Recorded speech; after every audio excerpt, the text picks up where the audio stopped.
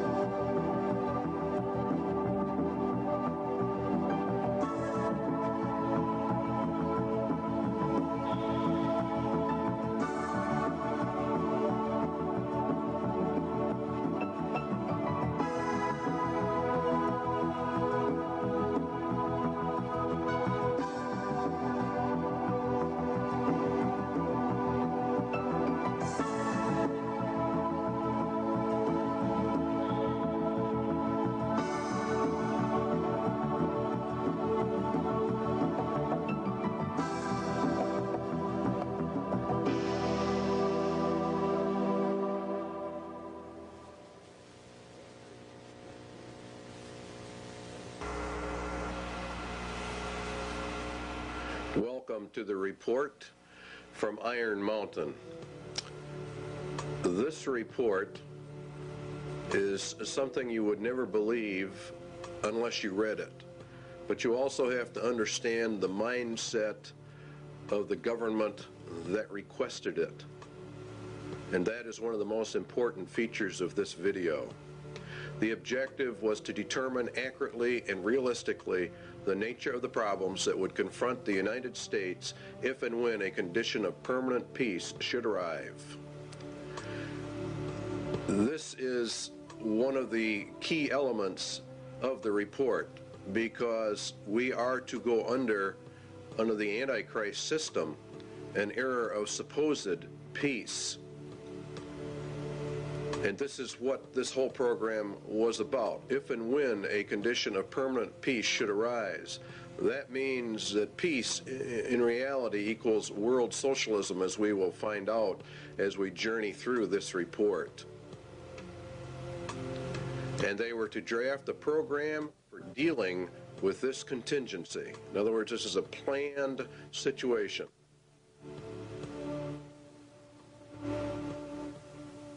The program equals the agenda, and how do we control the people of America if we move to an era of peace? And not only just America, but the whole world at large.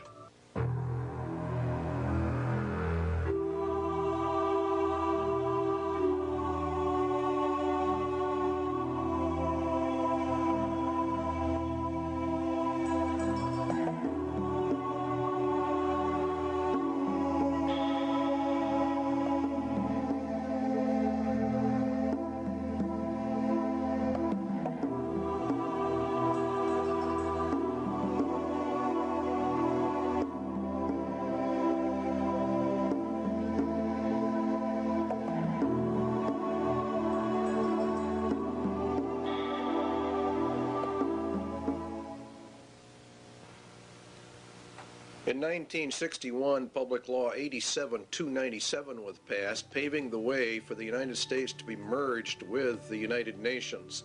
It's a very crucial law in that it disarms the American citizen in violation of the clear intent of the Constitution, which calls for our right to bear arms to maintain our free state.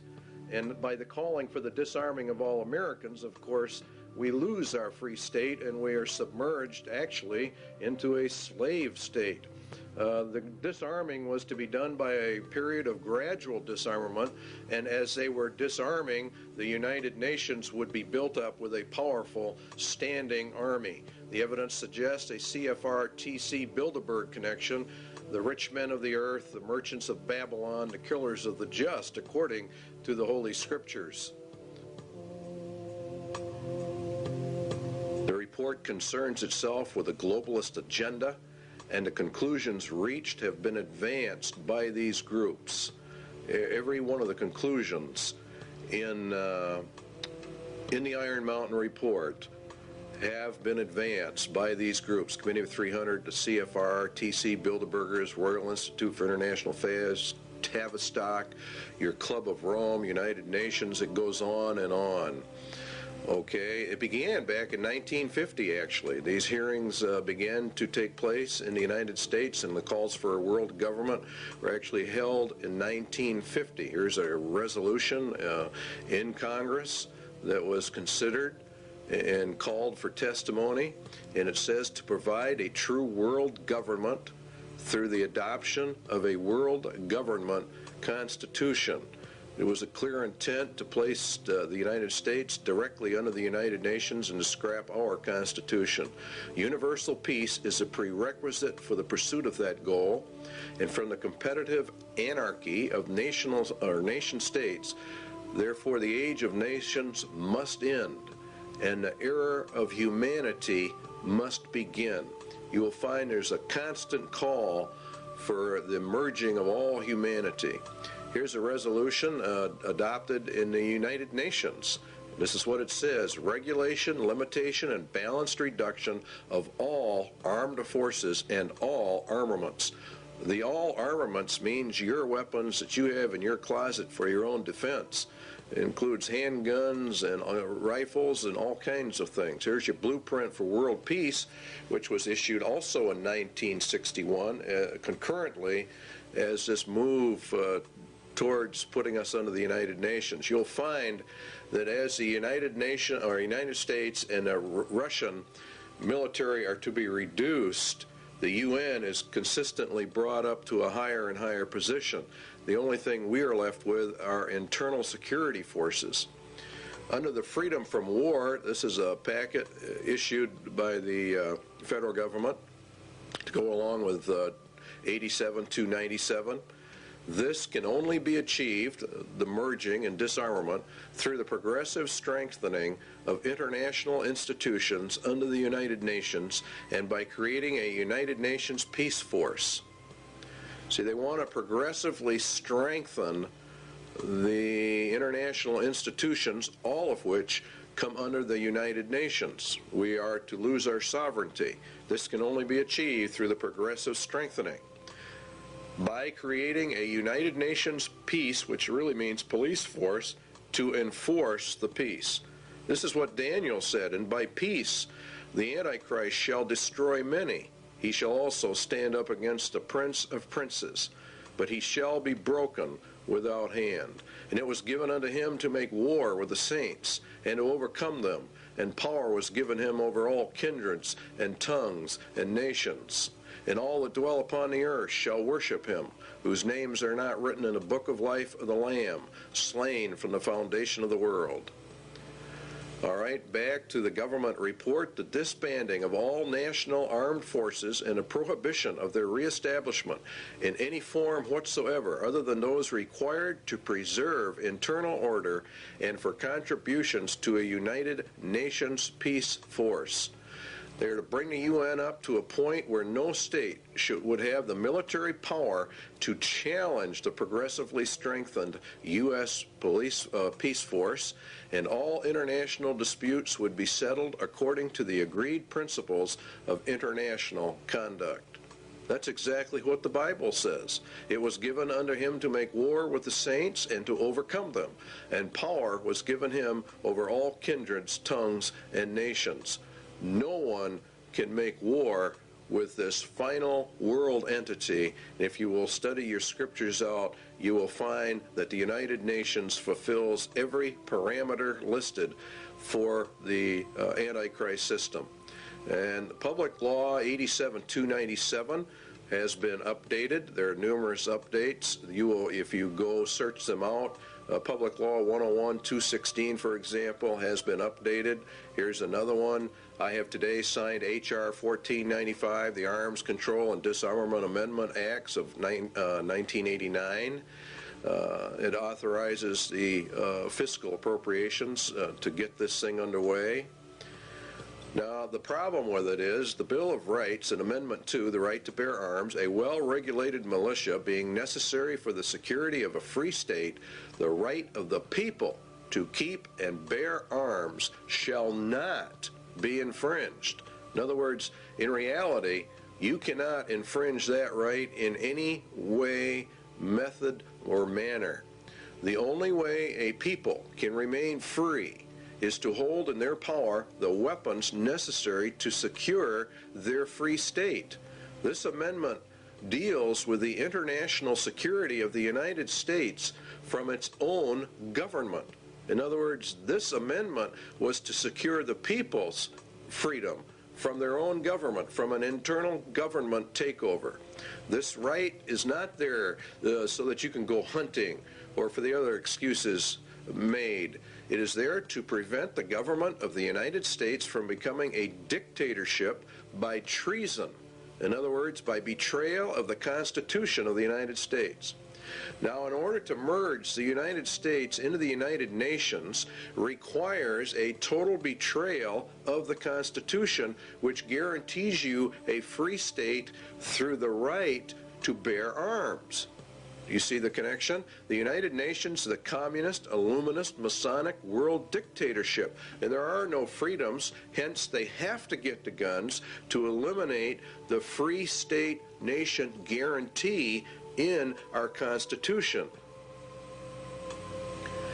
The Iron Mountain Report, then, is a report in reality on how to circumvent the Constitution of the United States. And in reality, it's a document of treason. Of how the rich men of the earth are actually going to divert the attentions of the people away so that they can get this done. The guidelines given by the government for the Iron Mountain Report: 1, military-style objectivity; 2, avoidance of any value assumptions; and 3, the inclusion of all relevant data. And this is a very important part of this report, is the avoidance of all value assumptions. This is what makes it so absolutely cold and inhuman. It is to be amoral. It is as a computer is amoral. It deals in factual data. There is not any mercy. There's not any compassion. It doesn't deal in right or wrong or what is good or evil. It is a report on the handling of men, women, children, and babies on the basis of herd or animal management without regard to any moral considerations whatsoever. It reduces people to objects. It reduces all humans to non-entities with no rights of self-determination, with no rights granted by the Creator, and with absolutely no rights under a Constitution. The Constitution has been effectively canceled by Iron Mountain. Now again, you'll find these resolutions coming up in Congress all the time that want to strengthen the United Nations, to establish an international criminal court, SJ 32. These are bills before the Congress and the Senate. The implementation of Agenda 21 and other Earth Summit agreements, which is all United Nations. Reagan called for the World Army. Clinton has approved a UN Army. You're seeing it on TV all the time.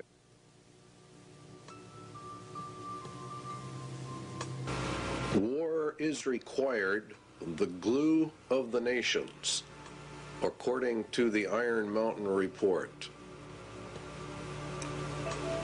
Is war the scourge of the nations? It is said that war is merely an extension of diplomacy by other means. It is also said that war is necessary waste. But what is war? And why do peoples of the earth continuously fight and die? Why do millions of human families have a member or members that they have lost to this thing called war? What is the reality behind war? Does man have to fight wars, or can he develop a system of peace? And would the development of peace be worse than war itself? The Bible gives us some answers. The rest can be supplied by simple logic and deduction. James tells us that from whence come wars and fightings among you? Come they not hence, even of your lusts, that war in your members? Ye lust and have not, ye kill and desire to have, and ye cannot obtain.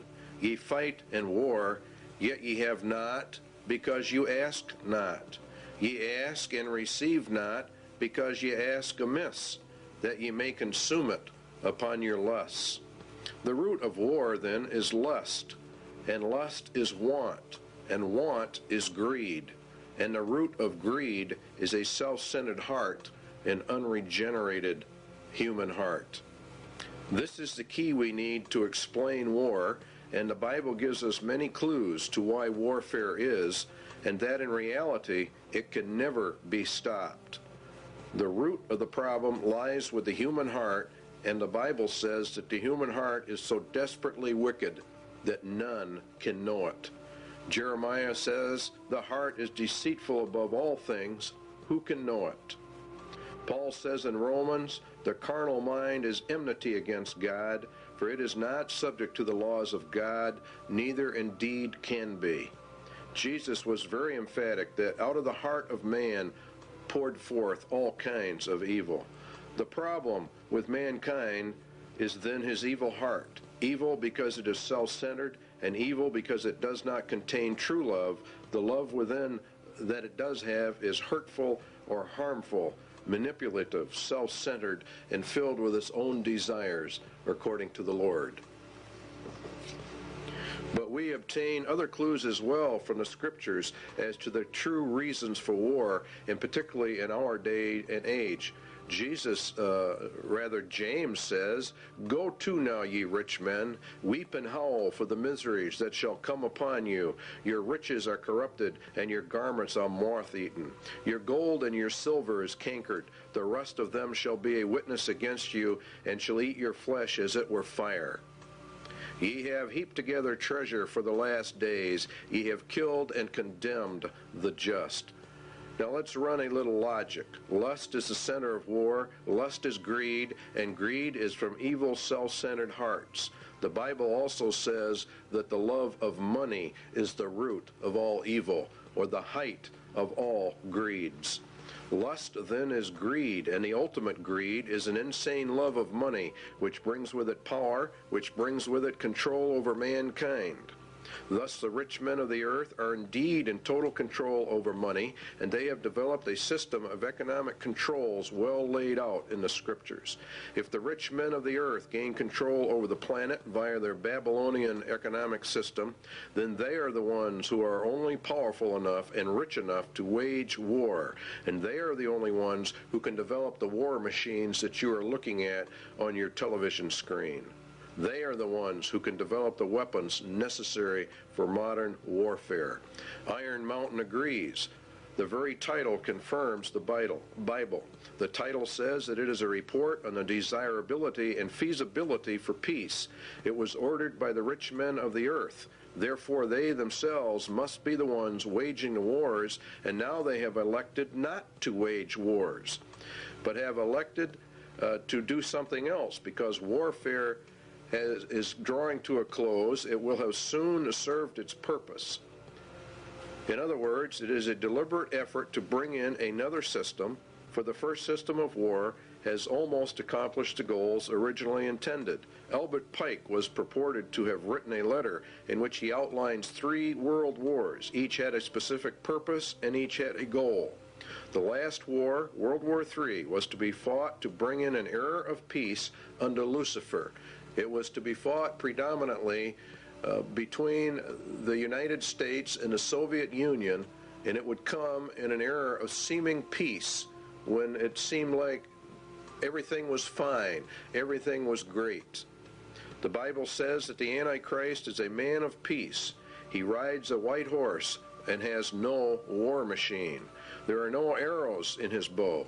He is to usher in a period of peace after great wars. Iron Mountain is about this era of peace.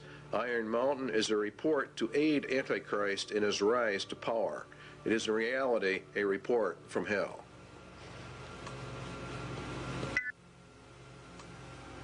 Iron Mountain asks, what can be expected if peace comes? What should we be prepared to do about it? What, for instance, are the real functions of war in modern societies? These are very important questions. The Soviet Union says a peaceful exploration of outer space is the constructive alternative to the plans aimed at spreading the arms race. In other words, we are always going to find that the opposite of war is peace, which of course it is in reality. But what Iron Mountain is getting at is, what are the real functions of warfare, the invisible functions of warfare? What role do they play in the overall structure of human society? For example, the Soviet Union has been on a war footing for years and years. We have, to a lesser extent, in America, been on a war footing. It's been predominantly a Cold War for many, many years, but nonetheless, it has been, and as far as the economics of it are concerned, it has been a war era. It's been an age of war. And what this report is asking about is, what about peace? It is surely no exaggeration to say that conditions of world peace would lead to changes in the social structure of the nations. These changes would be of unparalleled and revolutionary magnitude. As we would transition then from an era of war into peace, what would be the problems? It is an incorrect assumption that war as an institution is subordinate to the social system it is believed to serve. What they're saying here is that nations wage war for reasons other than what they state. War itself is the basic social system within which others are secondary modes of organization, conflict, or conspire. In other words, war itself is the basic social system of mankind. And if we go to peace, we're going to have problems unless we understand that. It is the system which has governed most human societies on record today. Well, this is, of course, very true in our day and age. We have seen nothing but war, starting predominantly with World War I and coming forward. The Soviet Union has had tremendous expenditures in their military, and the United States has likewise. It's been, in reality, an arms race. We're going to find out there is a reason for it. The capacity of a nation to make war is the greatest social power it can exercise. War making, active or contemplated, is a matter of life and death, says Iron Mountain. The misconceptions of war: 1, to defend a military, or defend a nation rather, from military attack by another, or to deter such attack. To defend the national interest, economic, political, or ideological.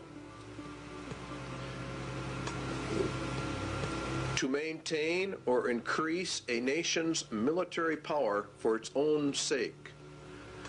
Now you see, these are the visible or more obvious reasons why a person would say, well, that's why we have war. But what they're saying is there are more less obvious, very invisible, and this is the heart of the entire Iron Mountain report. Its conclusion was that war is absolutely necessary. It's an absolute requirement for human societies and nations to come together. It is in reality, they claim, the glue of the nations. The Soviet military machine, or its war-making capacity, is the actual glue that has held the Soviet Union and the communist empire together. If they were to move into an era of peace, what would happen? All right, Iron Mountain says it is these invisible or implied functions that are the dominant forces in our society. So what we have to find out then is what are the true functions of war in a society. Why, for example, has the Soviet Union and the United States, both of which are controlled by the rich men of the earth, been on a constant war footing, constantly escalating this conflict? Why are they doing it, and what are the reasons behind it? Economic reasons are, it is a necessary waste that operates outside the normal economic supply and demand system. Warfare creates an artificial demand. In other words, the war system itself, having huge militaries with all of their armaments, with all of the research and developments, creates a demand. This waste of money outside the system, according to Iron Mountain, acts as a counterbalance to the economic growth of the nation. It is progressive for research and development of weapon systems, and it spurs technological advances which spin off and help society at large. Defense spending per se might be countenanced on economic grounds alone as a stimulator of the national metabolism. In other words, war itself, for economic purposes, is a tremendous growth factor. For the political reasons, it's different. A nation is a group of people organized together with a common goal and a national identity. The nation has an outlook or an attitude of how it will deal with other nations, and that's what we call foreign policy. A nation's foreign policy, says Iron Mountain, can have no substitute if it lacks, or no substance rather, if it lacks the means of enforcing its attitude. In other words, if the nation is not strong enough, it doesn't matter what their attitude towards somebody else is. War is itself the defining element of any nation's existence vis-a-vis any other nation. War, then, equals nations because it is the glue of nations and what causes them to come together, and peace would mean the dissolving of the nations. The elimination of war implies the elimination of national sovereignty and the traditional nation state. Please understand the importance of that remark in Iron Mountain. It is the elimination of war that brings us to world government. The war system not only has been essential to the existence of nations as independent political entities, but has been equally indispensable to their stable internal development. Without it, the war system, no government has ever been able to obtain its legitimacy. Or in other words, we could say its right to rule its society. War is the basis of that claim to rule, and it is therefore the glue that holds a nation together, according to Iron Mountain. The possibility of war provides a sense of external necessity without which no government can remain in power. The organization of a society for the possibility of war is its principal political stabilizer. All right? In other words, for the Soviet Union, they said that the American people were the enemy. And that gave them the glue which held the Soviet Empire together, which rallied the people to make such sacrifices so that we could build up this huge war machine. The basic authority of the modern state over its people resides in its war powers. Now that's another very important statement. Therefore, a substitute for the war system must be found in order to control the people and provide stability and legitimacy of government if we go into an era of peace. Now we know that the United Nations is to be that era of peace. So therefore what they are saying is we have to find substitutes for what war does, the invisible functions of war. We have to find a substitute for that if we are going to go to peace. Obviously, if the war machine is discarded, new political machinery would be needed at once. In other words, as they phase war out, they have to phase whatever they're going to put in its place in to control the people, to control the nation. This is an essential part of Iron Mountain. Until the substitute for war, is developed, the continuance of the war system must be assured to maintain the stability of its internal organization of power. In other words, we have to keep the war system going in order to remain in control. Keep war until all substitutes are in place and running so we don't lose our rulership. In other words, those that are in power are going to remain in power. They've got to figure out a way to do that. So they're going to de-escalate the war system as they bring in a peace system. And the peace system is going to radically alter our societies. What substitutes for war are there? Well, it has to be a universal threat of equal magnitude as that of World War. The immediate loss of life and the immediate thought that blood is going to be shed. It has to be credible, and it must be accepted by the vast majority of the population of any given nation, or in reality, the whole world, if they're going to bring in global peace. Credibility, in fact, says Iron Mountain, lies at the heart of the problem of developing a political substitute for war. We must emphasize that one must be found of credible quality and magnitude if a transition to peace is to ever come about without social disintegration. In other words, really what they're saying is a nation would self-destruct without an external threat of some type. It is more probable in our judgment that such a threat will have to be invented rather than developed from some unknown conditions. That means exactly what it says. They're going to invent a system to accomplish this.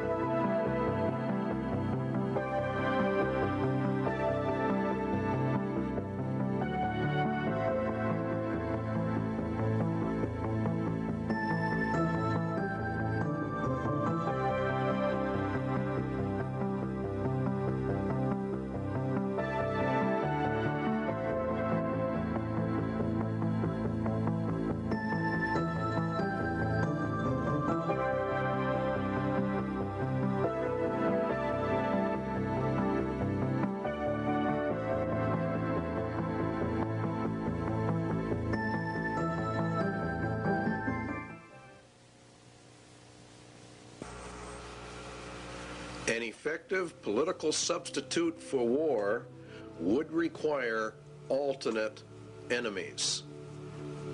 In other words, we have to find an external threat that's essentially very large. It may be, for instance, that gross pollution of the environment can eventually replace the possibility of mass destruction by nuclear weapons as the principal threat to the survival of the species. In other words, they're going to bring the environment up to a point of global threat.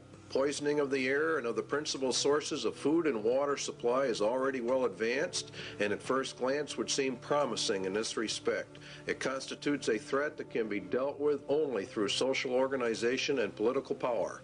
But from present indications, it will be a generation to a generation and a half before environmental pollution will be sufficiently menacing on a global scale to offer a solution as a substitute for war. In other words, we replace the war threat with an environmental threat.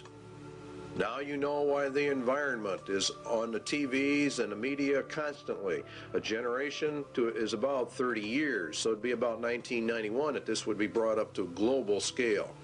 It is true that the rate of pollution could be increased selectively for this purpose. In other words, what they're going, you could selectively find areas where you could deliberately increase the pollution to get this threat in motion a little quicker. It is true that the rate of pollution could be increased selectively. In fact, the mere modification of existing programs for the deterrence of pollution could speed up the process enough to make the threat credible much sooner. In other words, let's have the governments drag their feet on pollution controls or the enforcement of pollution controls. And around the world, that's exactly what we have seen, a matter of foot dragging on the areas. One would then perhaps get the concept that this was all deliberate. Allow pollution to deliberately get worse until it can be manipulated by the controlled media into a world crisis. A global crisis has to be developed. Al Gore, Vice President, very timely book. Perhaps coincidentally, he wrote the book called Earth in the Balance, Ecology and a Human Spirit. It's a modern version of Iron Mountain in the ecological field. And in reality, it's quite an interesting book. You should go out and buy a copy of it. The world government organizations are pushing this climate crisis, Emergency Earth Rescue Administration. The people of the earth have a new common enemy, which requires an emergency worldwide campaign. You see, and we have to abandon our armaments to join in a common cause for survival. What did Iron Mountain say? It had to be a threat to the survival of the species.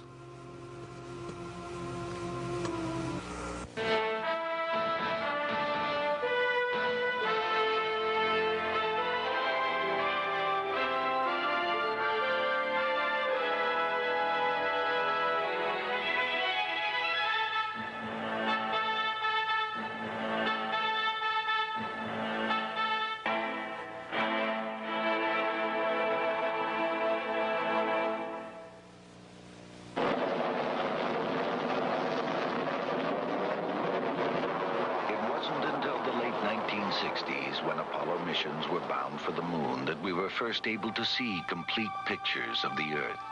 Environmentalists began to look at our planet as a single fragile ecosystem. Now we are intensely studying the thin halo of atmosphere that surrounds and protects Earth. It recycles the air we breathe, regulates climate, and acts as a protective barrier, filtering out much of the sun's harmful radiation. Last year, an international group of scientists proved that ozone, the key element in this filtering process, is being lost at an alarming rate over the South Pole.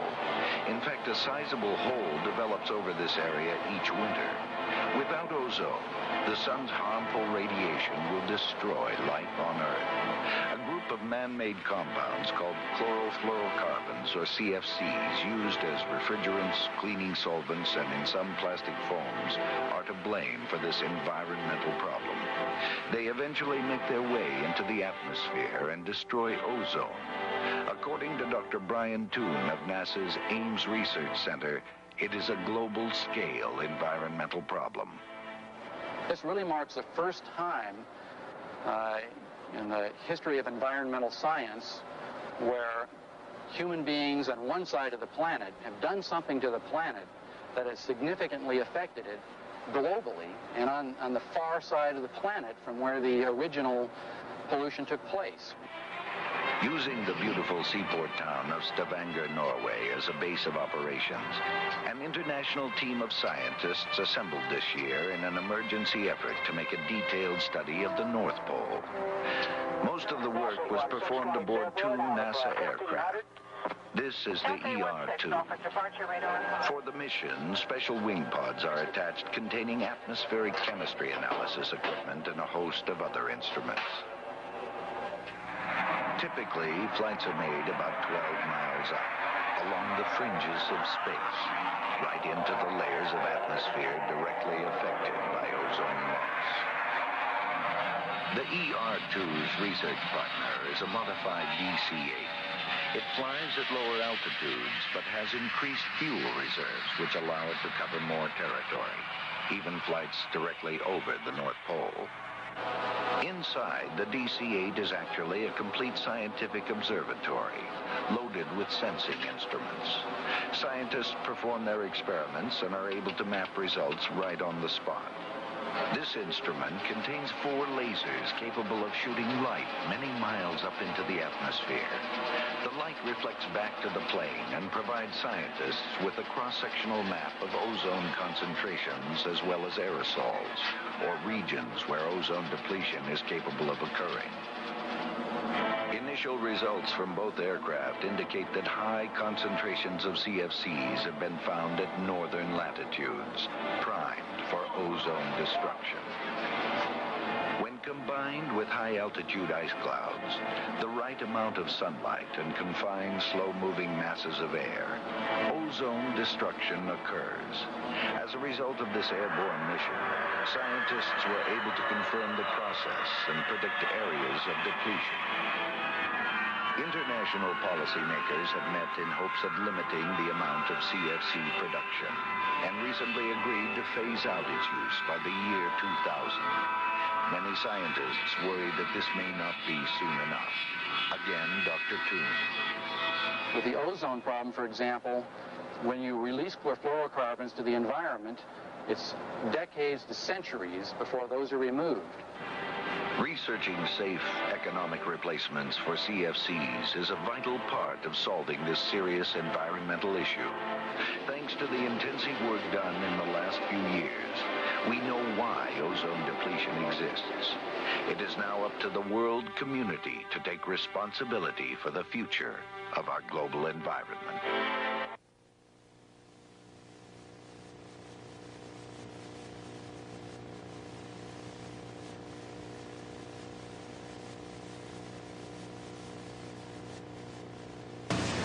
Landsat satellites continue to orbit the Earth 14 times a day. From their 570-mile-high vantage point, they return images like these taken over rich California farmlands. Telltale red images indicate vigorous vegetation growth. The state of California is using Landsat imagery to inventory and map its irrigated cropland. Ecology, the balance of nature, is important to all life. One of the tools we can use to monitor this balance of nature on Earth is the satellite. Satellites can be used to observe our planet from a high vantage point. A NASA film called Remote Possibilities tells the story. From far out in space, the Earth appears serene and beautiful, displaying no hint of our crowded planet's many problems.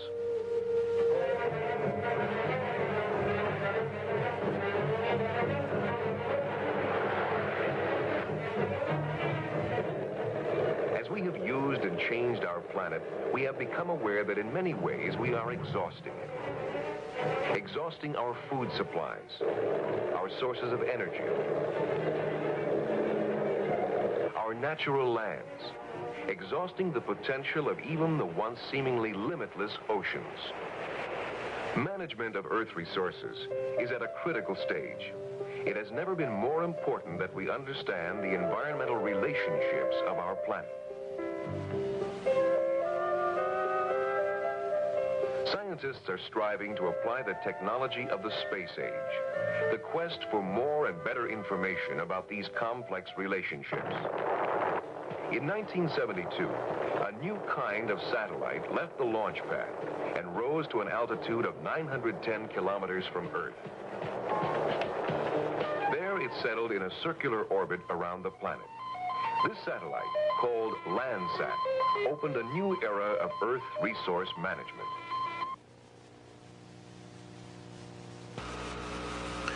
One substitute for war has then been found. The Iron Mountain agenda is being carried out. The objectives of the EcoScan?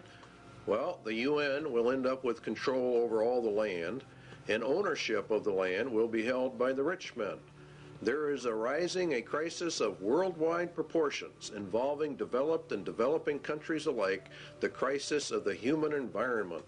The process of compromise of national interests will, of course, have to take place. International economic security is inconceivable unless related not only to the world's environment, but also to the elimination of the threat to the world's environment? Well, the only major threat is private property ownership and private property rights, where people can do as they want. Let us also think about setting up within the framework of the United Nations a Center for Emergency Environmental Assistance. You can see how they're raising this thing up to an emergency status, an emergency level. And that's what Mikhail Gorbachev said in December 8, 1989, in a speech to the United Nations. The United Nations will be the controller of all the lands in the world through their various ecological, environmental organizations that they are in the process of setting up. In fact, the Rio Earth Summit was for that specific reason. Now, it's owned by the rich men. That's who owns the United Nations. That's who actually runs it. Eco foundations of the World Wildlife Fund, Heritage Trust, Nature Conservancy, etc. There's a lot of them, and you have many UN organizations. And the rich men of the earth sit on the boards of directors on all of these groups. These groups are buying up huge chunks of private land for conservation, they say, and to preserve the earth. And of course, all of it is to be owned by the rich men. And what they cannot purchase by normal means will be taken under zoning controls, DNR regulations, or other land grab means via governmental authority and regulation. All land will be under strict eco-controls because, after all, we are now involved in the middle of an eco-emergency, and it's nothing but a scam. It's really a debt for land swamp is another part of it. The international bankers loan and control the monies to all the countries, and through interest have driven them into huge debt status. The debt of the United States is in the trillions. The bankers then come forward with a new plan. They will take the nation's land, and then they will cancel the debt of that nation. It is called a debt for land swap. This land will be held by a World Conservation Bank, owned, of course, by the rich men of the earth. They will then own all the land, all the resources, all the food. They become the absolute masters, and all the people become the slaves. It's a perfect scam. It's a perfect system. Because the eco threat is now global, then obviously it can only be controlled by a global authority. And guess who that is? Why, of course, it's the United Nations. Now, the eco scam is being pushed by every organization that's involved in the environment. Even Time magazine ran an article on the endangered earth. It's being put in all your children's school books, all of their study books, about the crowding of human life, about how we have such an ecological crisis, an environmental crisis, and unless we all do our share, why the whole world is just going to disintegrate and the entire population of man will be eliminated.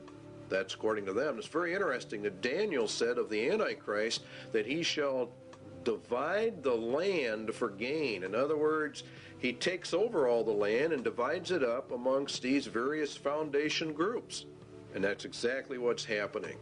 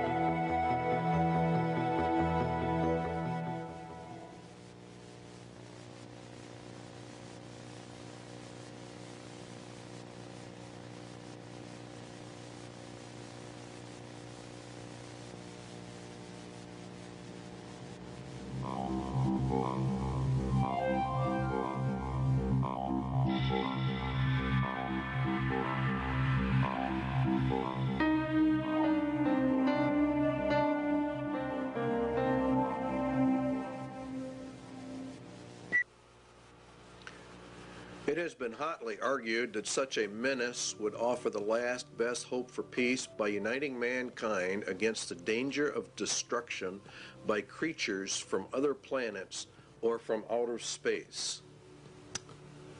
Experiments have been proposed to test the credibility of an out-of-the-world invasion threat. It is possible that a few of the more difficult to explain flying saucer incidents are of this nature.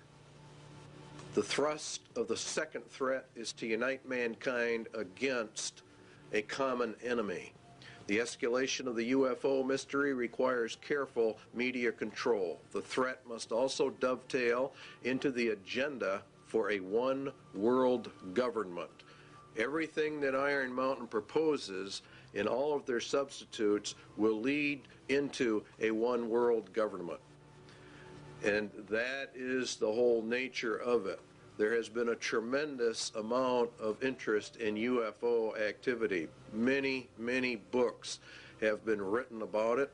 The average Christian, I believe, probably poo-poos the whole subject, but we believe here at CIA they're making a tragic mistake when they do that, because the Bible does mention some things that would tend to imply very strongly that UFOs are in fact real and will be a latter-day occurrence, just before the end and just before the return of Jesus Christ. As you can see, here's a book for Christians, UFO End Time Delusion. It is part of the grand delusion that God is going to cast down upon man for their rejection of Jesus Christ in the end. There have been many books written about the government's cover-up of the UFO experience, and that the United States government knows exactly what is going on, and we would agree with that from the viewpoint of the scriptures, that the people of the world, the governments of the world, the highest levels of the powers that be, know exactly what's going on when it comes to the UFO mystery. They do because their mind is controlled by Satan, and he is the author of all of this. It's part of the grand delusion in the end. And there was war in heaven. Michael and his angels fought against the dragon, and the dragon fought and his angels, and prevailed not. Neither was their place found any more in heaven. And the great dragon was cast out, that old serpent called the devil and Satan, which deceived the whole world. He was cast out into the earth, and his angels were cast out with him. Now Satan was cast down to earth, and we were to observe it from here. It would appear as though he came down from heaven. For as the days of Noah were before the flood, they were eating and drinking, marrying and giving in marriage, until the day that Noah entered the ark. Now Jesus said, so shall it also be. And the days of Noah were quite a few. He lived 950 years before and after the flood. He was there when man began to multiply on the face of the earth, and daughters were born unto them. And the sons of God saw the daughters of men that they were fair. Now, the book of Enoch gives us some information about that. It happened after the sons of men had multiplied in those days, that the daughters were born to them, elegant and beautiful. And when the angels, the sons of heaven, came down, you see, they took wives, each choosing for himself, whom they began to approach and with whom they cohabitated, and teaching them sorcery and incantations. The whole situation is one where these were literal fallen angels that came down and mated with the daughters of men, and they produced a race of giants, according to the book of Enoch. And many ancient writings give this interpretation to the sons of God mystery of Genesis 6. And what is interesting is that they said they would return. Now the Spirit speaketh expressly that in the latter times some shall depart from the faith, giving heed to seducing spirits and the doctrines of demons. Now, the word seducing comes from the word planos, which, if you do a word study, comes all the way back to where we get our word planet. Could it be that the interpretation is, in the latter times, some shall depart from the faith, giving heed to impostors from other planets? That would be the most literal translation, and that is also exactly what is happening. These impostors are actually demons pretending to be from outer space. It is part of the grand delusion.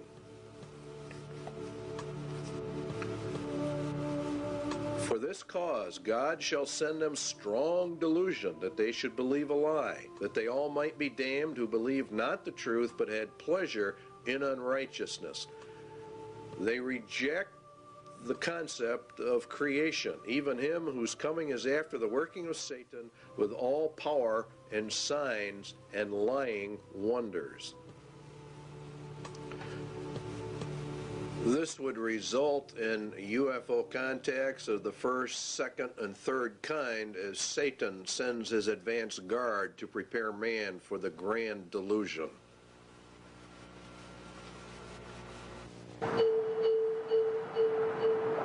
On the surface of an average planet, circling an ordinary yellow star, an advanced intelligence searches the skies for evidence of life.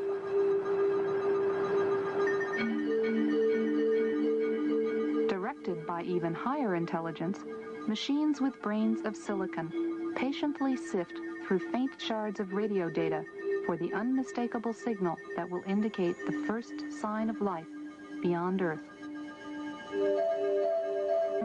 Now plans for the most sophisticated SETI search ever focus on the Goldstone Deep Space Communication Complex in California's Mojave Desert. It is the site of tests for a possible future NASA project, one not yet funded. The full-scale NASA system, when operational in the next decade, would be billions of times more powerful than the sum of all previous searches. For Carl Sagan, a proponent of SETI for many years, this technical progress has made the present unique. For the first time, we're mustering substantial, sophisticated, serious scientific searches for extraterrestrial intelligence. There's never been a time like that before. So there is some chance that in the next few decades we will get a signal from some spectacularly distant, spectacularly exotic civilization, and everything on Earth will, as a consequence, change. That is possible.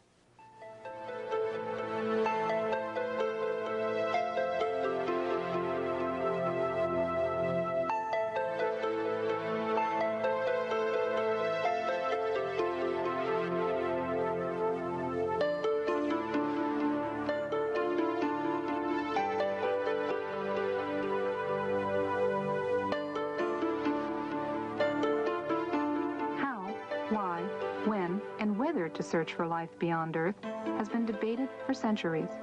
Deciding what sort of signal to look for in the skies is no easy task. NASA's proposed search focuses on radio, a portion of the electromagnetic spectrum where nature produces the least interference for any intelligent signal.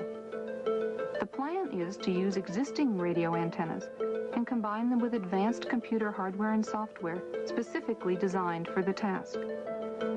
Signal processing equipment suitable for SETI is constantly becoming more powerful and more efficient, but also cheaper and smaller than ever before. SETI pioneer Frank Drake came up with a way to organize our developing knowledge and current ignorance. SETI scientists often use what's called the Drake equation to illuminate the necessary conditions for contact and to provide a rough estimate of the number of other civilizations. The existence of other technical civilizations depends upon astronomy, how planets form, comparative planetology, biochemistry, the role of intelligence in evolution, technology, and the fate of technical civilizations. So SETI becomes a way to test our theories of the origin and evolution of the universe and the place of life within it. There are several keys here that we want to look at as we keep Iron Mountain's report in mind.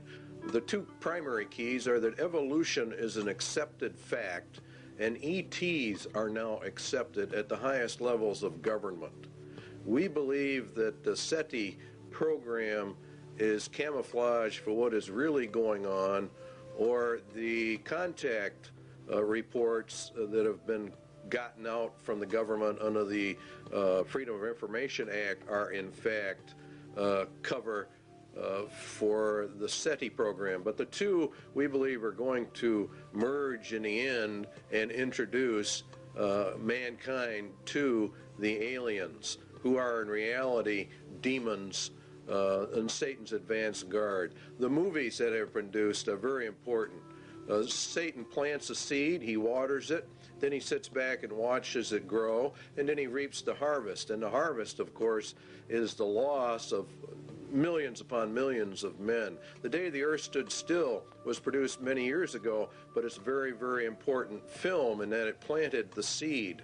The Day the Earth Stood Still said that war must stop, peace must be enforced, and world government is a requirement to get all of this to happen.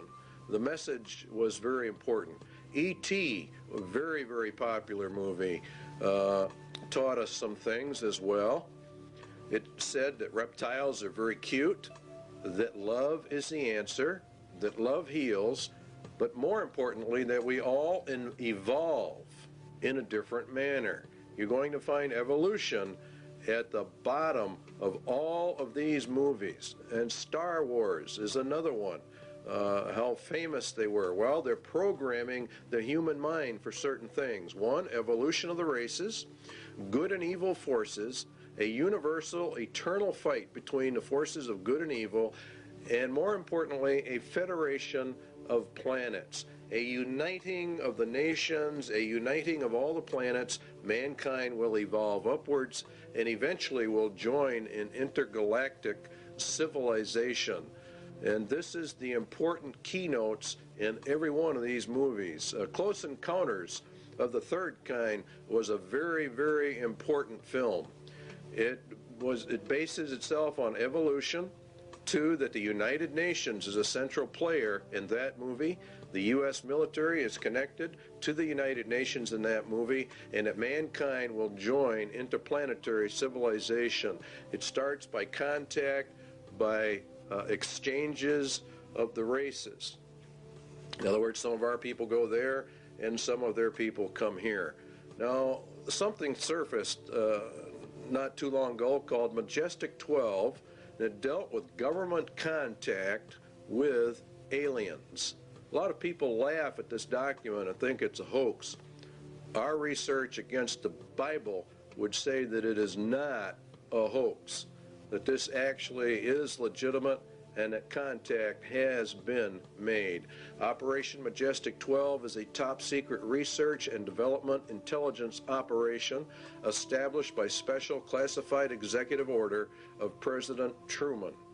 Now, this took place back some years ago.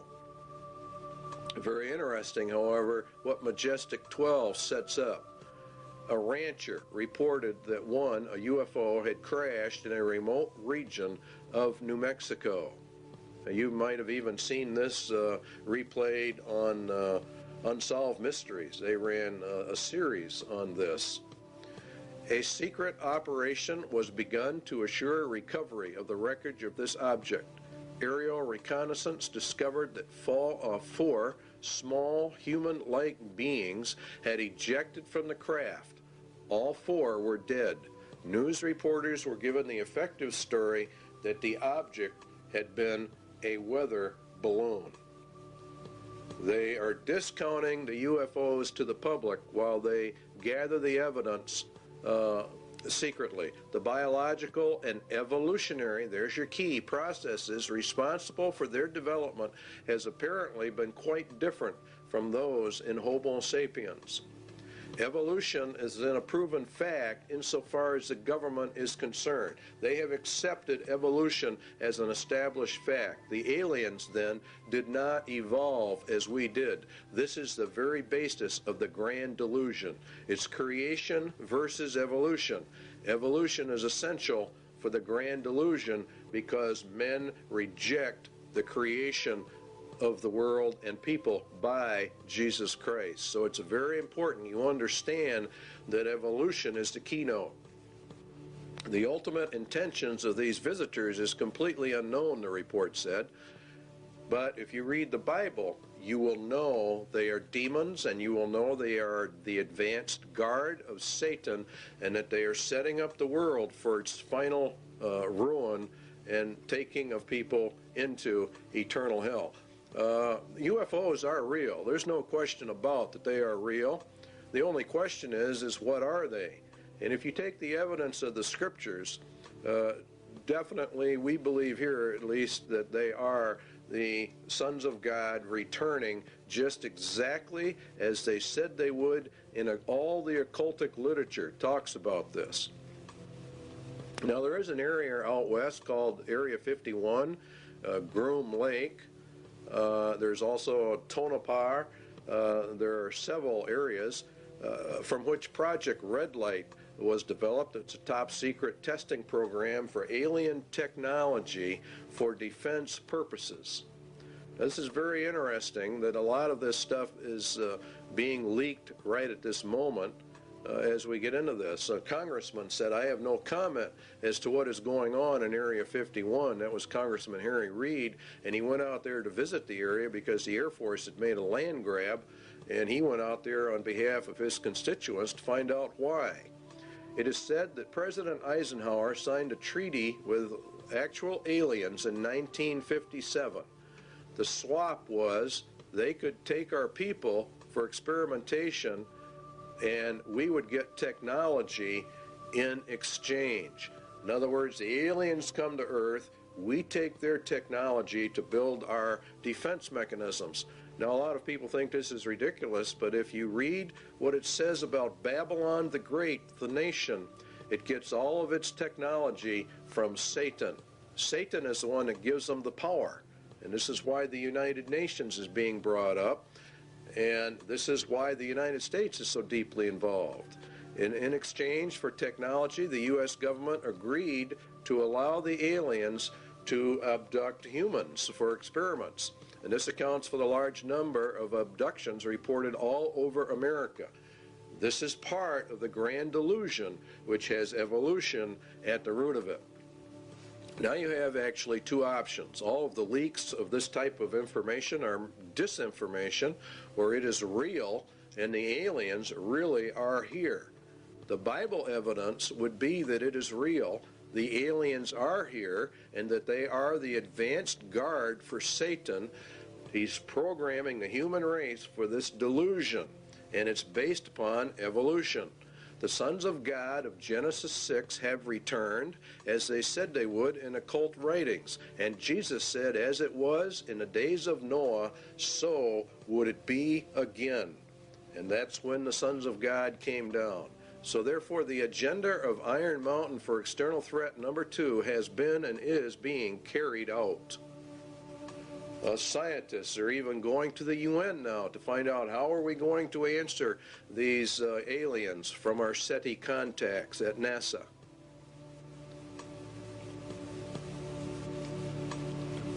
They believe the UN should do all of this.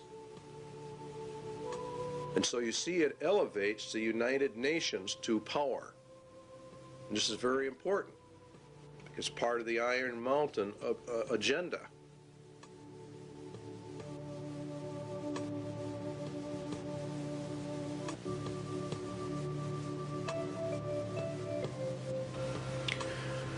It might be argued that a well-armed international police force operating under the authority of such a supernatural court could well serve this purpose. In other words, they're going to set up another threat. This is threat number 3, actually, an omnipresent, virtually omnipotent political or police force. It's an international police force. Because remember, if we go into peace, we have to dissolve the nations, because war is the reason we have nations. All right, so the report then that was issued by the State Department, Freedom from War, and the program was to establish a permanent international peace force within the United Nations. In other words, to deliberately bring it up.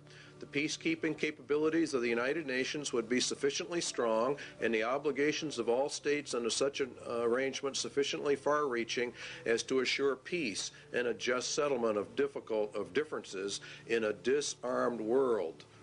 They're going to use the United Nations to keep the peace. In other words, a world government, which is exactly what Daniel talked about and Jesus talked about, and it is very deadly.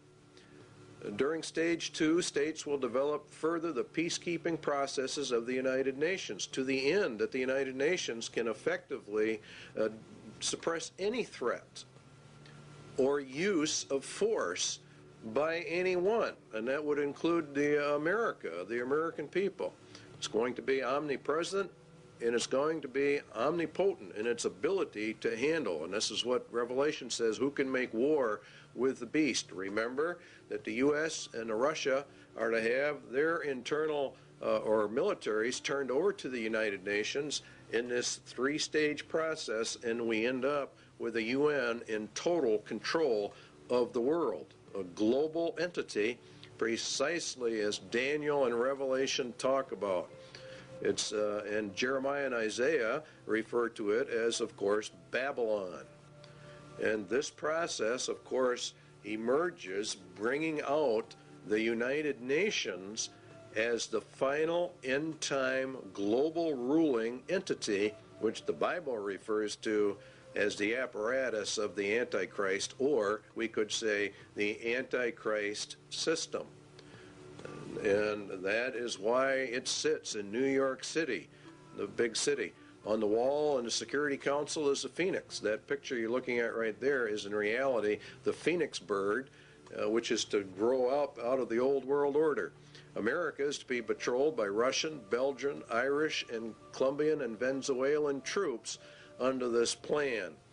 UN troops are already on U.S. soil, and it won't be very long before these sites that you're seeing right here are going to be very commonplace in the United States. And if the American citizens resist, they are simply going to be liquidated according to the Bible.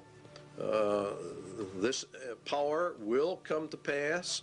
They've laid their plans well, and God has ordained it and allowed it, and is allowing it to happen.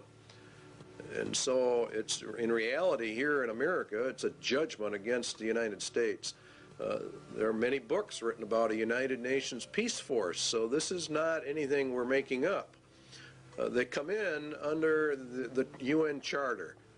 And the last part of it, this principle of non-interfering in a nation shall not prejudice the application of enforcement measures under Chapter 7.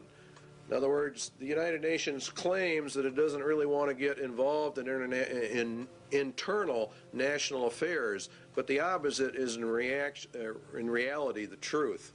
Chapter 7 deals with action with respect to threats of the peace, breaches of the peace, or acts of aggression. And it's the Security Council itself that determines the existence of a threat, breach, or act of aggression. And it can even walk in under the threat, or it's a possibility that we might have problems. And they determine the existence of any threat to the peace.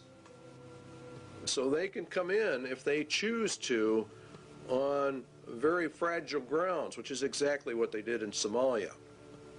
Should the Security Council consider that measures provided in 41, which are more economic,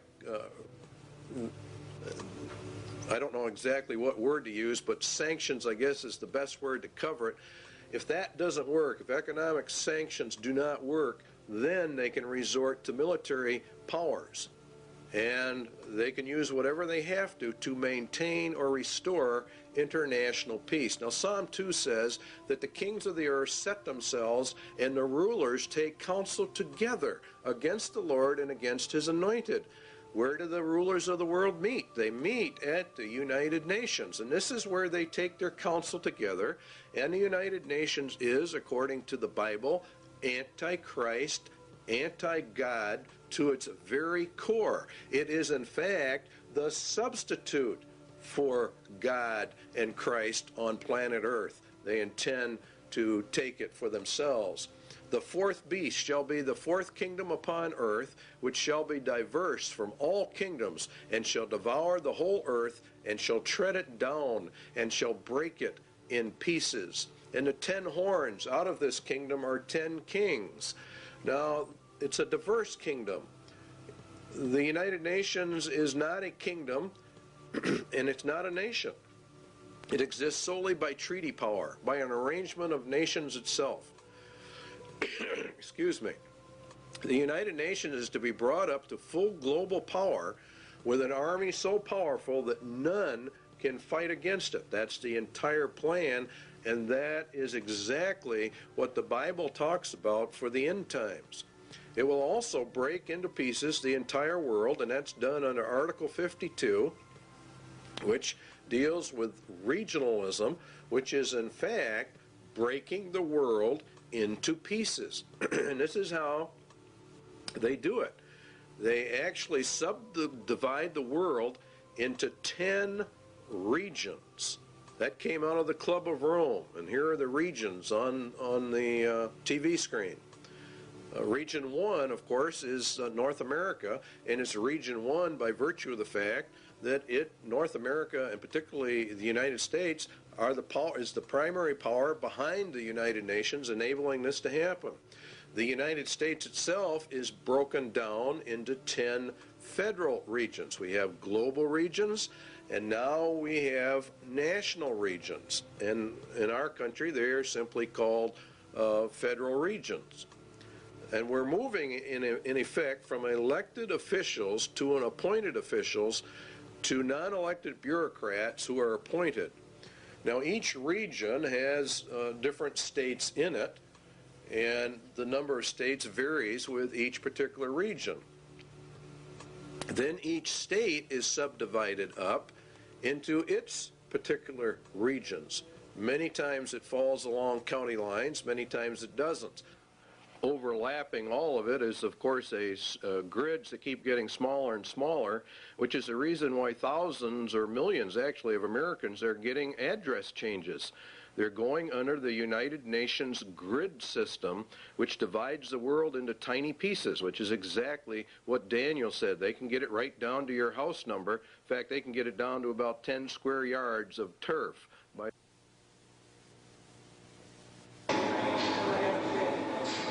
Recently, NASA's Landsat 4 satellite, shown here just before its trip into space, was launched from the Western Test Range by a Delta rocket. This Landsat is the fourth in a series of NASA spacecraft designed to continuously collect accurate information on Earth's resources. More than 100 nations will make use of the information gathered by Landsat 4 in land use planning, mineral exploration, and agriculture. Landsat project scientist Dr. Vincent Solomonson described a new instrument on the satellite called the thematic mapper. In urban planning, the thematic mapper will be very effective. Features that were blurred or hazy over cities as viewed by the multispectral scanner on Landsats 1 through 3 will be seen much more clearly from the thematic mapper. And as a result, urban planners will be able to manage and monitor the spread of the urban sprawl into the surrounding countryside. The major receiving and processing facility for Landsat data is located at NASA's Goddard Space Flight Center in Greenbelt, Maryland. After completing its 3-year mission, Landsat 4 is designed to be retrieved by the space shuttle. Okay, standing by for up telemetry command reset. So what we have are 10 federal regions. We have 10 federal regional councils, which are miniature Washingtons, in each federal capital.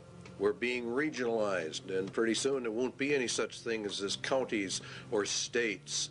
So what we're doing is we're going from county and state control to total federal control, and then the federal government's losing its control to the United Nations. This is globalism.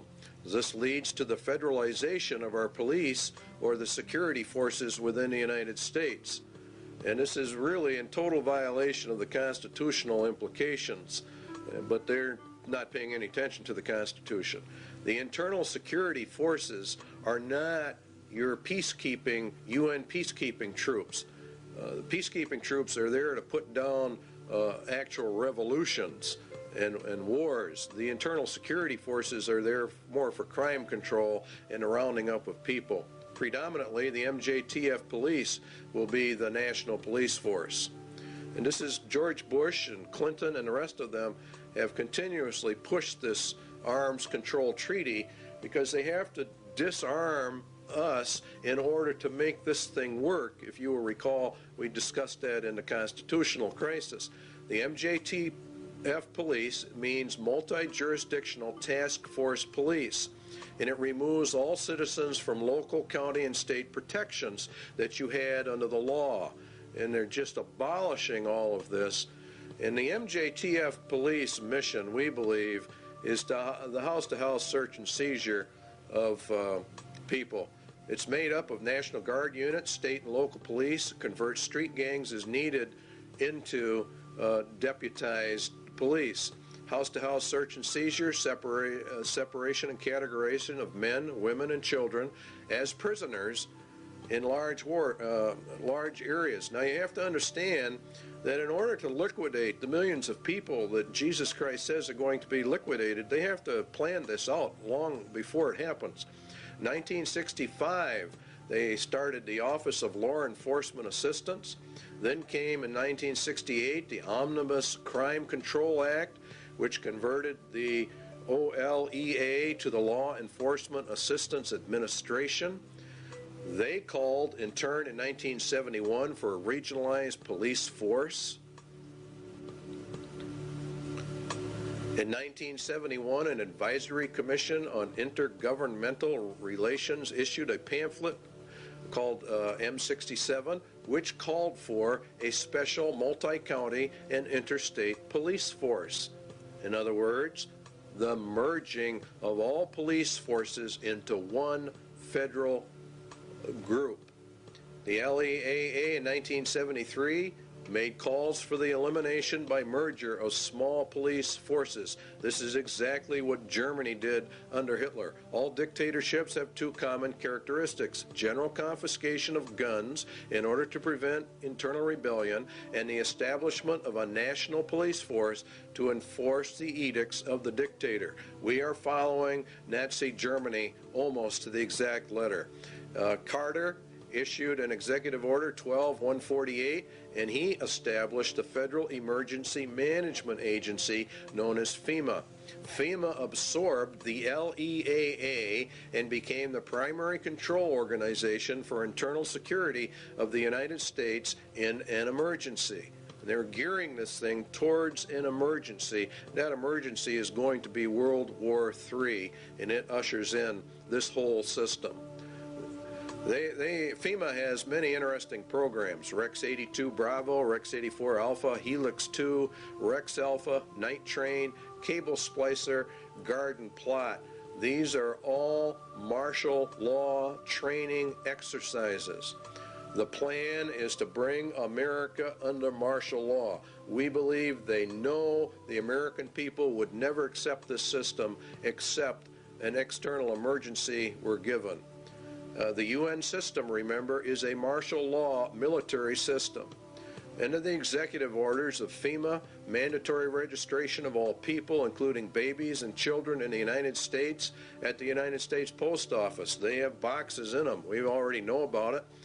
They're marked for emergency use only. The primary one here to look at is 11,000, seizure of all civilians and work brigades, which is in reality slavery, and includes the rights to split up families as well. In essence, what will happen in America is going to be worse than the communist revolution in Russia. This plan provides the basis for the deployment and employment of military resources, including National Guard personnel, for civilian disturbances. So Iron Mountain external threat number 3 has been and is now being implemented. An omnipotent police force. Next on the list is the space program as an economic substitute for war.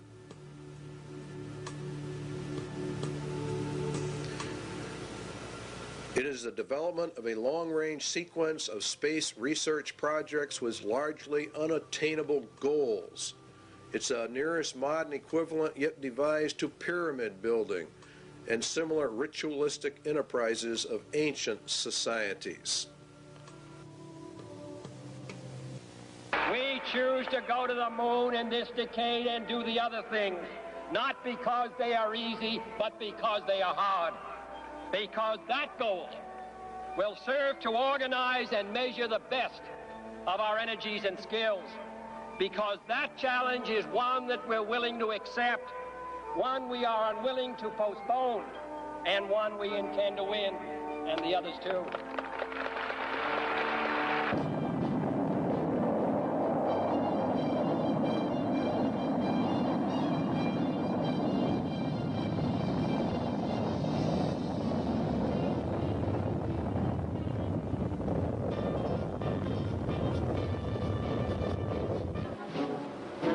Everything associated with the Saturn V was huge. The rocket itself, the building where it was assembled, and the crawler transporter that carried it to the launch pad. The fully loaded Apollo Saturn V was 363 feet tall. Its main engines alone generated 160 million horsepower, and its fuel pumps pushed fuel to the engines with the force of 30 diesel locomotives. As Saturn V lifted off Launch Complex 39 for the first time, it weighed more than 2,800 tons.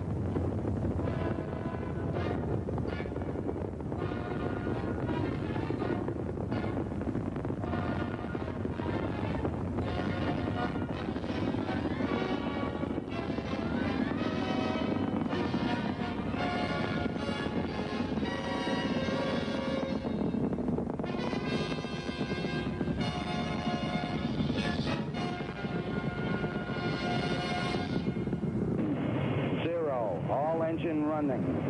Liftoff. We have a liftoff. 32 minutes past the hour. Liftoff on Apollo 11. Tower cleared. We got a roll program. Neil Armstrong reporting the roll and pitch program, which puts Apollo 11 on a proper heading.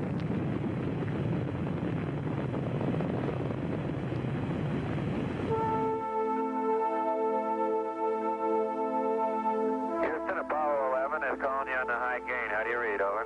Roger, loud and clear on the high gain. Eagle, you're looking great. Coming up 9 minutes. We're now in the approach phase. Everything looking good. Altitude 4,200. Houston, you're a go for landing, over. 40 feet down, 2.5. Picking up some dust. 30 feet, 2.5 down. Straight shadow. 4 forward.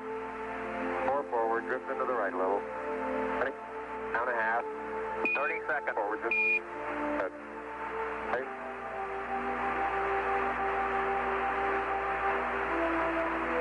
Contact light. Tranquility Base here. The Eagle has landed. It's one small step for man, one giant leap for mankind.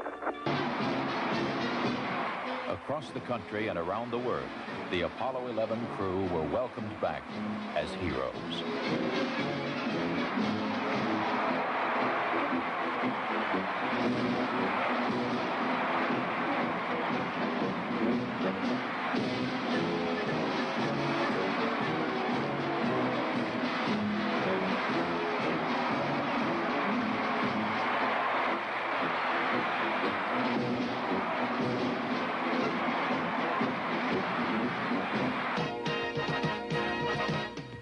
Before Project Apollo ended, 6 additional flights to the moon were made, and all but one were highly successful.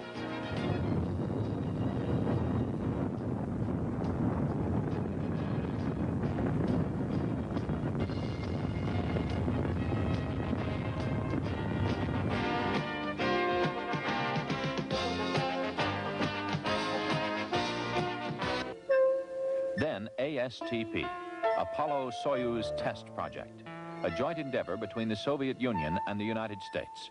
the mission called for a mutual docking and crew exchange to develop the necessary equipment for international space rescues.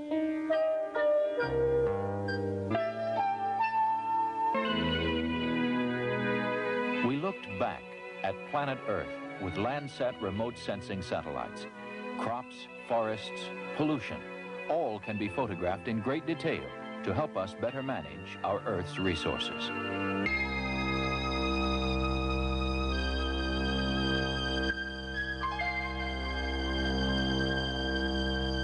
As of now, 2/3 of the planets in our solar system have been explored, and by the end of this decade, we will have explored most of the rest, including Uranus and Neptune.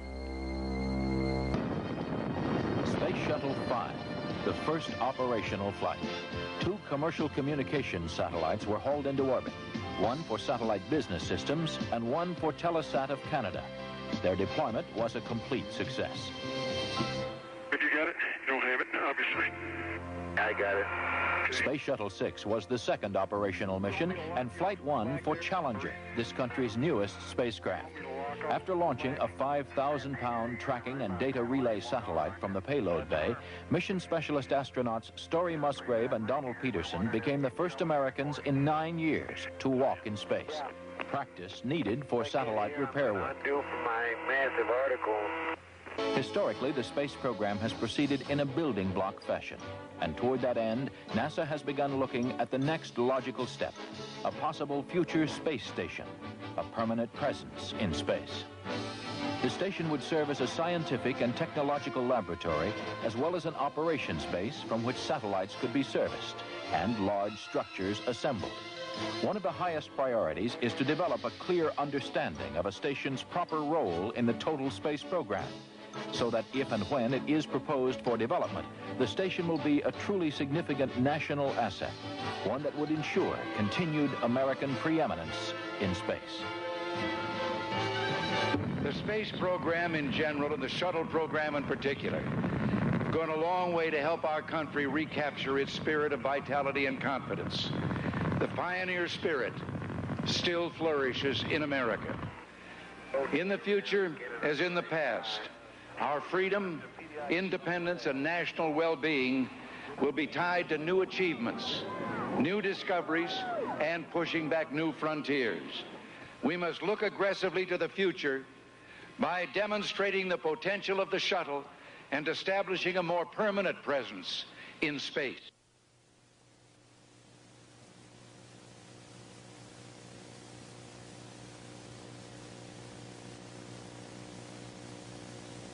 Even when ratified, the INF Treaty will not totally eliminate the nuclear threat to Eurasia. The vast nuclear arsenal possessed by the USSR and the variety of delivery systems available still present a significant threat. The organization of fail-safe inspection machinery could well be ritualized in a manner similar to that of established military processes. Inspection teams might be very like armies, and their technical equipment might be very like weapons. Inflating the inspection budget, in other words, what they want to do is they want to expand this. So what do we have? The INF Treaty, where it says inspection machinery could well be ritualized according to Iron Mountain. Inspection teams might be very armies, and that's exactly what has happened. We have a great ritual of disarmament. It's very interesting what you find when you start digging into the INF treaty hearings. Limited test ban. Let's take a look at all the treaties. Limited test ban, 1963. Non-proliferation, 1968. The ABM Treaty, 1972. The SALT I, the SALT II, the IMF Treaty. Very long, drawn-out process. And this is exactly what Iron Mountain recommended be done. It is one of the most important elements of the INF Treaty is the President establishes in this area operating on-site inspection. One layer of the regime, it says on the last sentence, builds upon another. And the whole thing becomes elongated, and it actually becomes a monster in and of itself. The data exchanges required are really immense, and so it requires an elaborate governmental system in order to accommodate all of this. And so Iron Mountain recommendation number 2 has definitely been implemented. The second one is the universal health care was a recommendation of Iron Mountain. Universal health care for all. It's an economic substitute for the war economy. It's very interesting how all of this works. Health. Drastic expansion of medical research, education, and training facilities, hospital and clinic construction, the general objective of complete government guaranteed health care for all. That's exactly what Clinton has introduced to the American people. He announced a universal health care and mandatory insurance program. And so they're putting everything in place exactly as Iron Mountain told them to do. It's universal, and you cannot exempt yourself from it, and it is causing a lot of trouble around the nation. But the arguments are not going to be on that basis. What is going to happen is we're going to be issued eventually a global identification card, and that is the purpose of this whole thing. The medical card has only one purpose. That's to get the foot in the door for the MARC system. Iron Mountain's third recommendation is being implemented.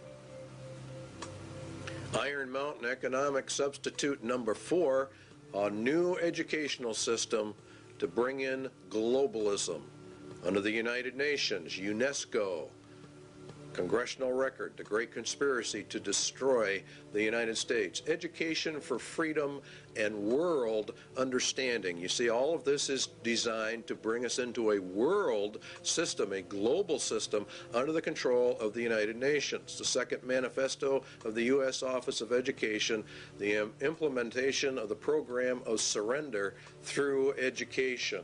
In other words, they destroy Americans' national pride and put us under the United Nations. And the NEA is leading in this. They even say it themselves, teaching about globalism and the world system. They say enduring peace cannot be attained until the nation states surrender to a world organization. This was found out during the Reese Committee hearings in Congress.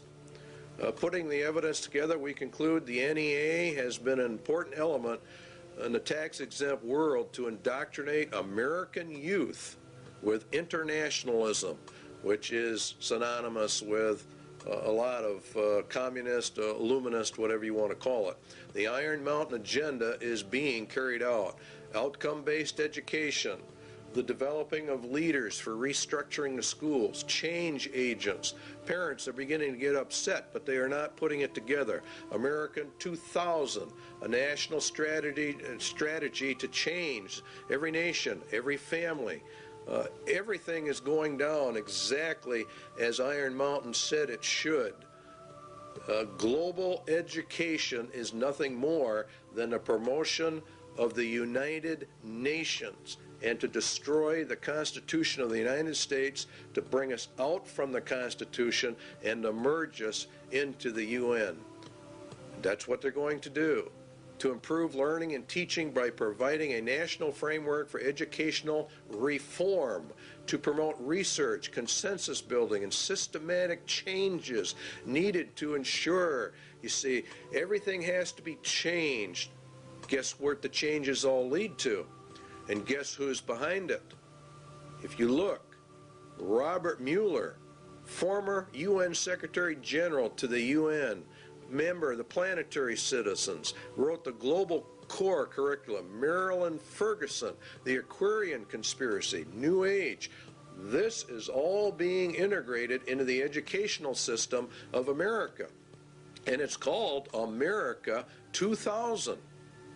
And it is extremely subversive. The national and international power play for education.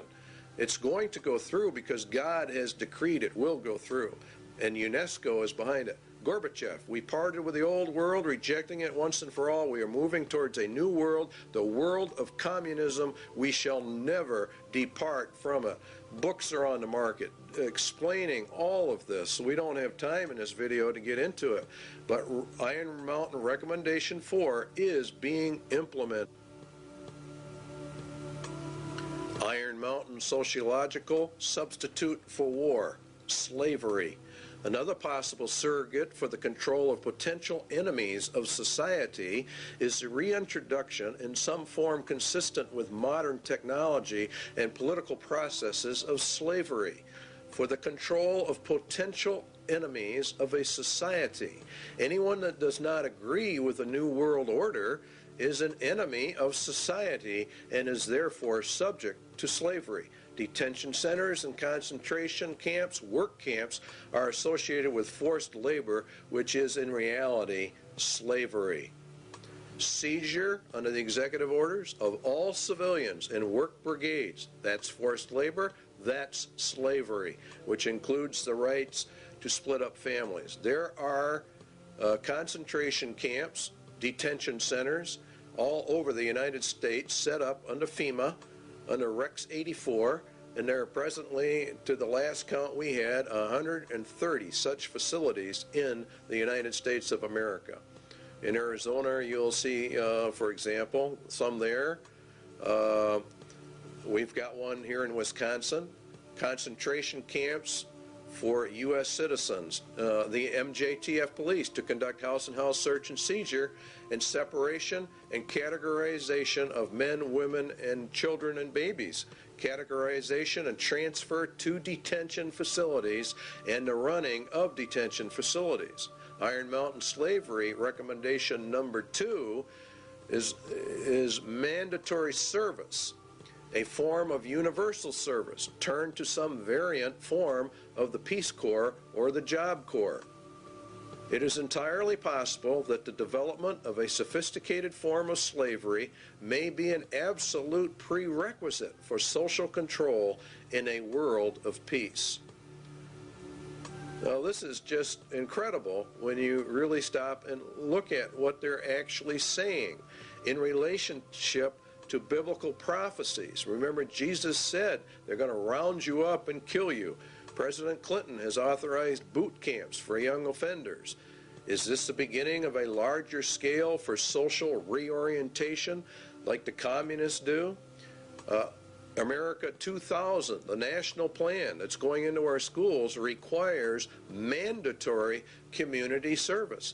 There are calls going out all the time. Bush and Clinton have called for mandatory community service for all youth, up to, say, 2 years, mandatory service. You can serve in the service or some other place, but you are going to serve. So the substitute for war is being implemented. Iron Mountain Sociological Substitute for War number 2 is called blood games.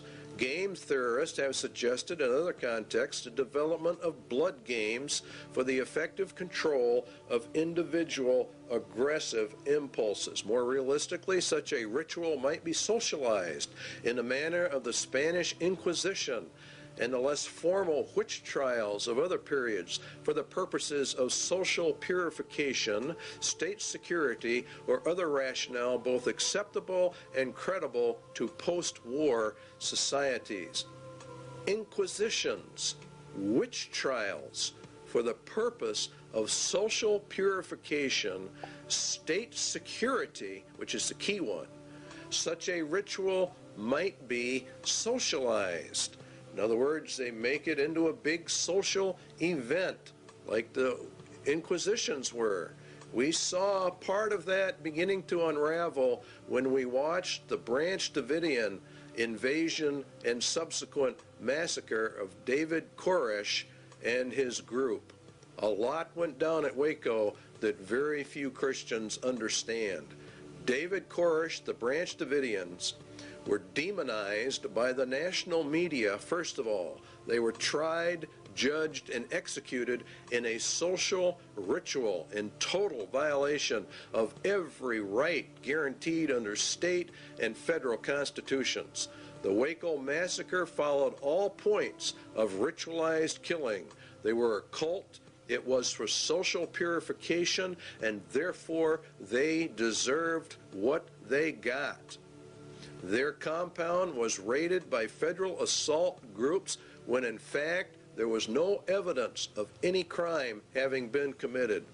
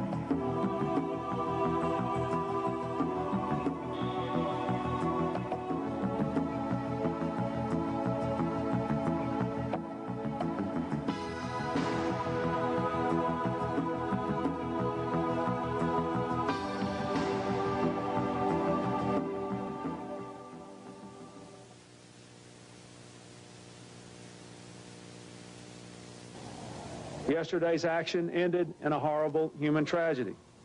Mr. Koresh's response to the demands for his surrender by federal agents was to destroy himself and murder the children who were his captives, as well as all the other people who were there who did not survive. He killed those he controlled, and he bears ultimate responsibility for the carnage that ensued.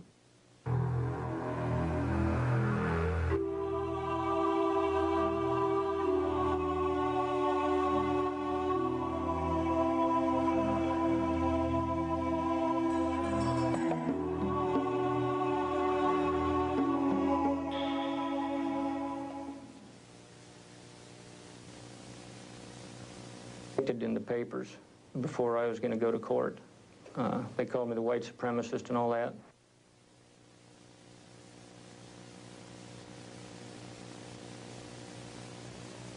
It's victims of demonization that we all are victims of. When the federal government decides that it's going to prosecute somebody, they sort of demonize them.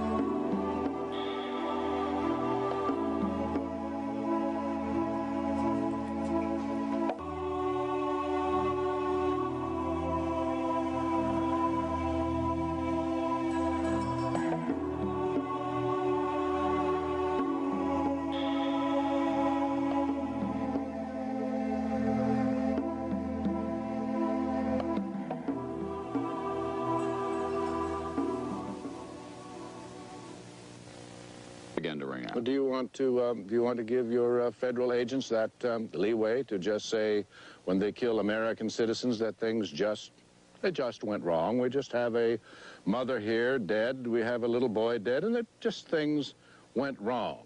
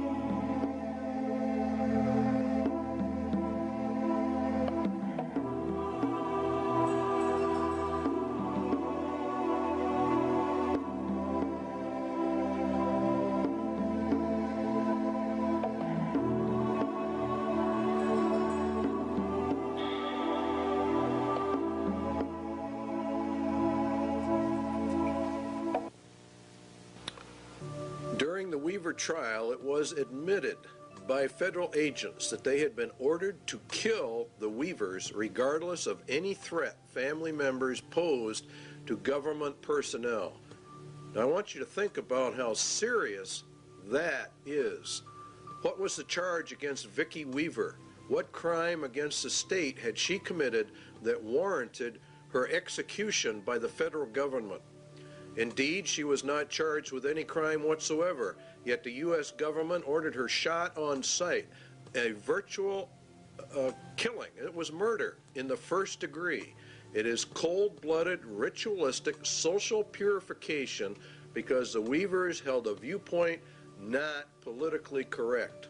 The Weaver case, along with the Branch Davidians, proves we are in the middle of the final battle for the Constitution of the United States. There are many, many enemies within America that want to get rid of our Constitution and destroy our rights. The war has now shifted from a paper and legal war to an overt shooting war, and we feel it's going to get far worse. They came against this thing to see what the reaction of the American people would be, and they found out that the American people cheered them on. So we are ready for a complete takeover. Spotlight put out a small publication on FEMA in case of emergency. Executive orders, Blueprint for Dictatorship, also is one of their publications. Now, an executive order is issued by the President of the United States. It does not go through the Senate or the Congress. He merely issues it. It's put in a federal register, and within 30 days it has full effect of law, and nobody passes upon it. Now, that's fine, and he has some rights to do that, but not contrary to the Constitution of the United States. FEMA developed national security emergency plans for the regulation of immigration, nationals of enemy countries, plans to implement laws for the control of persons entering or leaving the United States, develop intergovernmental and interagency law enforcement plans and counterterrorism programs to interdict and respond to terrorism incidents in the United States that may result in a national security emergency. To interdict and respond to terrorism incidents in the United States. Now, this is a key that they're beginning to use. Under the new Crime Control Acts, particularly under the Crime Control Bill number 8, which is now before the Congress, a protester can be charged with terrorism. And this paves the way for the government to declare all those who oppose the New World Order as terrorists, and therefore imprison them, because you will be a political dissenter. To develop law enforcement plans to respond to civil disturbances. These people know perfectly well there's going to be major disturbance when this thing finally comes in. So they want all bases covered by law. So that's their rationale. They will legally be able to do this. You don't think it's going to happen. This is exactly the executive order issued by George Bush to quell the Los Angeles riots. LA went under martial law. Very few people understand what that means, but it means, in essence, that the Constitution in Los Angeles was totally suspended. And it says in there that units and members of the armed forces of the United States and federal law enforcement officers will be used to suppress the violence. In other words, they're federalizing everything, and that's what happens under martial law, and to restore law and orders. They can also call up members of the National Guard. That's a key point.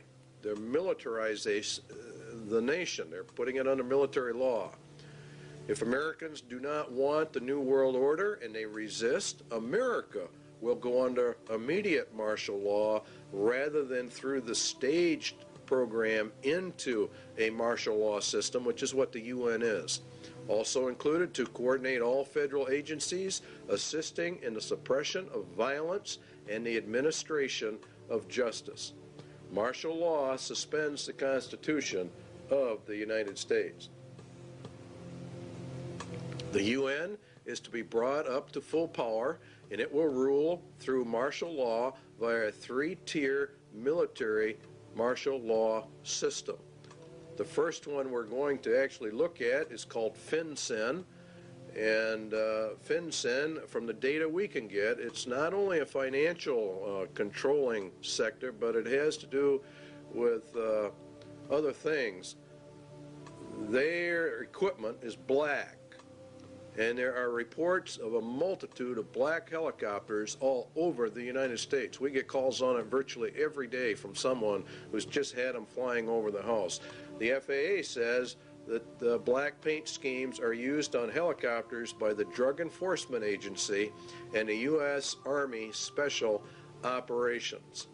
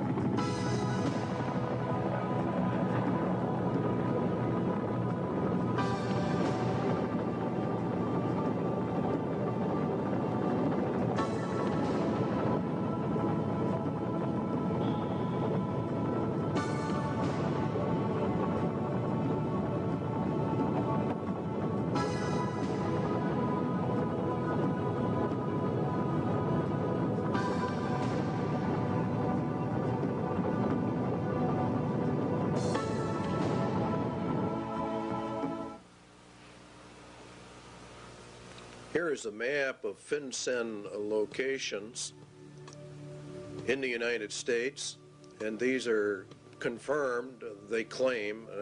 We have not been able to verify it. We're bringing this to you strictly unverified for troop deployment locations in the United States of America. There's been a fairly consistent reporting in Montana of UN combat groups.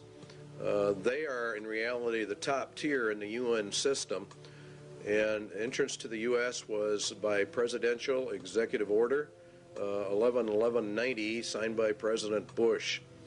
And there are many battle group locations, and there are many multi-jurisdictional task force police, which are the third tier, or the lowest, on the UN police force. And it is in reality, from what we can gather, is the federalization of the police forces in America and putting them in reality under the United Nations command, which we go under. And that would be for the detention centers, concentration camps for dissenters are part of this overall system for the roundup of people. Now, one of the largest ones is in Alaska.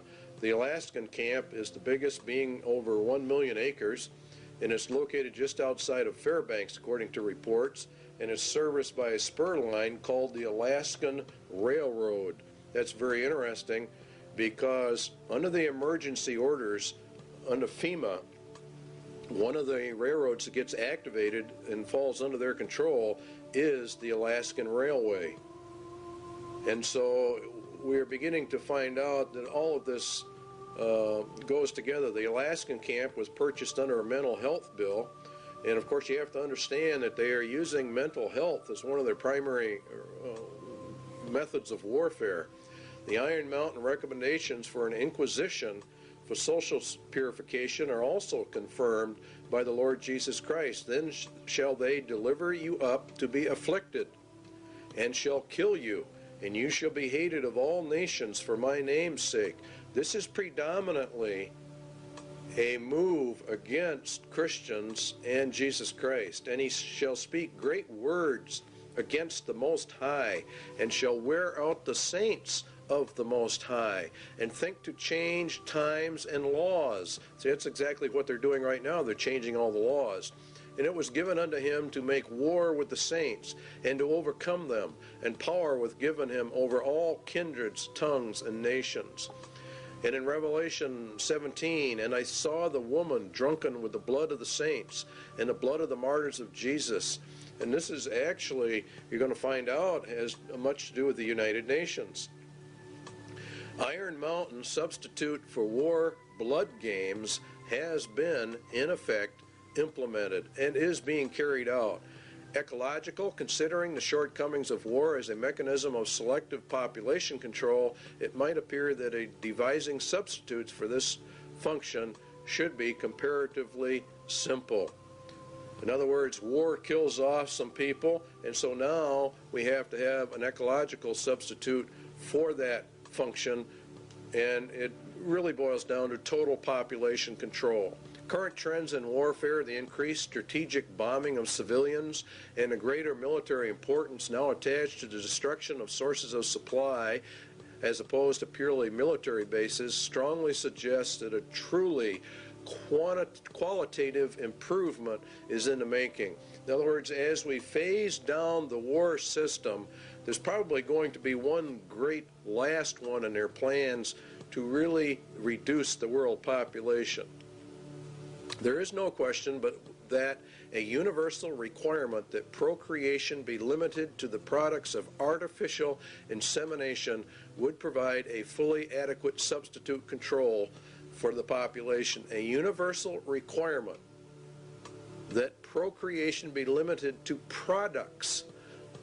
See how they treat people. Conception and embryonic growth taking place wholly under laboratory conditions would extend these controls to their logical conclusion. Now, total and complete control, this is what this means, of every human being born. They will be pre-selected genetically to be a slave to the rich men of the earth. This is the system they're setting up.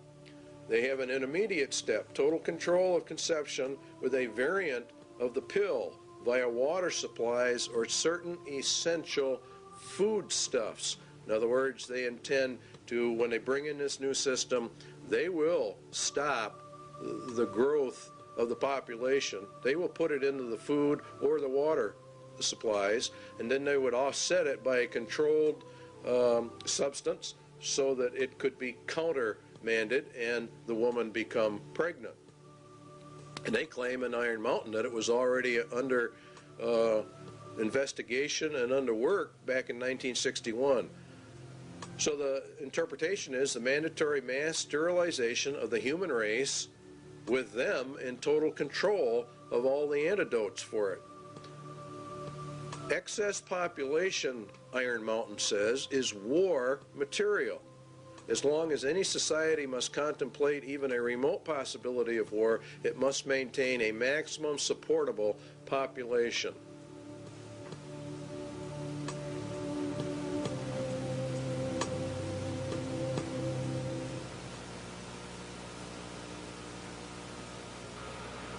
When the auditor finally gets his hands into the balance sheet. I suggest, therefore, that this be sold not through a democratic process. That would take too long and devour far too much of the funds to educate the cannon fodder, unfortunately, which populates the earth. We have to take almost an elitist program that we can see beyond our swollen bellies and look to the future in time frames and in results which are not easily understood or which can be, with intellectual honesty, be reduced down to some kind of simplistic definition.